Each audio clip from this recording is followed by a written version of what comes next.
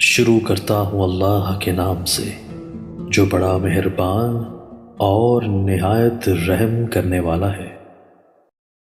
اللہ تعالیٰ اپنے جن بندوں سے پیار فرماتے ہیں ان کی نشانیاں نبی کریم صلی اللہ علیہ وآلہ وسلم نے ذکر فرما دی ہیں۔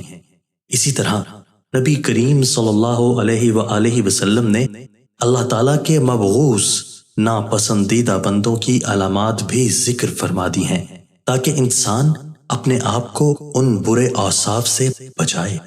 حضرت ابو ذر غفاری رضی اللہ تعالیٰ عنہ سے روایت ہے کہ نبی کریم صلی اللہ علیہ وآلہ وسلم نے فرمایا، 3 طرح کے لوگوں سے اللہ تعالیٰ محبت جبکہ باقی 3 طرح کے لوگوں سے اللہ تعالیٰ نفرت فرماتے ہیں۔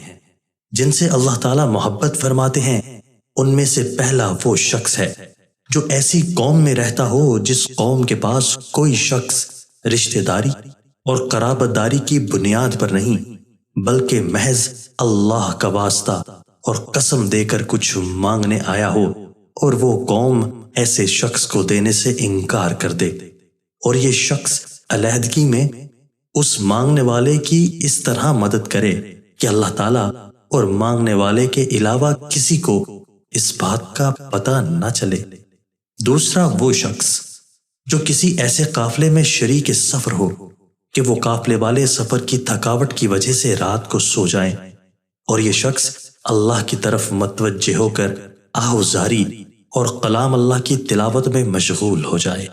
تیسرا وہ شخص جو ایسے لشکر میں شامل ہو جس کو میدان کارساز میں شکست ہو گئی ہو، لیکن یہ شخص بھاگنے کے بجائے سینہ سپر ہو کر آگے بڑھے، یا تو قتل کر دیا جائے یا پھر فتح و نصرت اس کے قدم چوم لے۔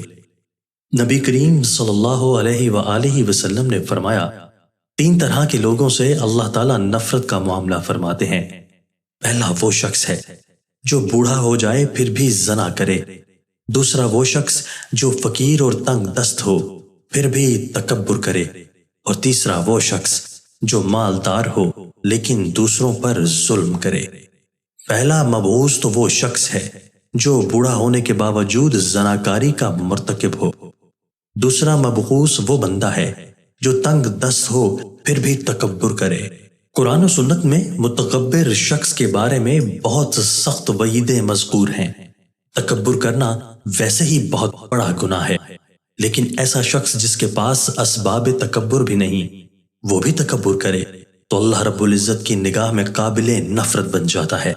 حضرت عبداللہ بن مسعود رضی اللہ تعالیٰ عنہ سے روایت ہے کہ رسول اللہ صلی اللہ علیہ وآلہ وسلم نے فرمایا، مفہوم وہ بندہ جنت میں داخل نہیں ہوگا جس کے دل میں رائی کے دانے کے برابر تکبر ہوگا۔ اس پر ایک شخص نے سوال کیا کہ بندہ اچھے کپڑے اور اچھے جوتے کو پسند کرتا ہے، کیا یہ بھی تکبر ہے؟ آپ صلی اللہ علیہ وآلہ وسلم نے جواب دیا کہ نہیں، اللہ جمیل ہیں اور حسن و جمال کو پسند فرماتے ہیں۔ تکبر یہ ہے کہ بندہ حق بات کو قبول نہ کرے اور لوگوں کو ذلیل سمجھے۔ صحیح مسلم۔ رسول اللہ صلی اللہ علیہ وآلہ وسلم نے تکبر کا علاج یہ بتلایا ہے کہ بندہ سلام کرنے میں پہل کرے۔ تیسرا مبغوث بندہ وہ ہے جسے اللہ نے مال دیا ہو اور وہ ظلم کرے۔ جو بندہ مالدار ہونے کے باوجود ظلم کرتا ہے وہ اللہ کے ہاں قابل نفرت ہے، کیونکہ مال کا مل جانا محض اللہ کی عطا سے ہے۔ اس کی وجہ سے اور اس کے ہوتے ہوئے کسی پر ظلم کرنا پرلے درجے کی حماقت ہے۔ محدثین کرام رحمت اللہ علیہ نے الغنی الظلوم کی تشریح میں یہ بھی فرمایا ہے کہ اس سے مراد وہ شخص ہے جو دولت مند ہونے کے باوجود بھی قرض خواہوں کو قرض کی ادائیگی نہ کرے، یہ بھی ظلم ہے۔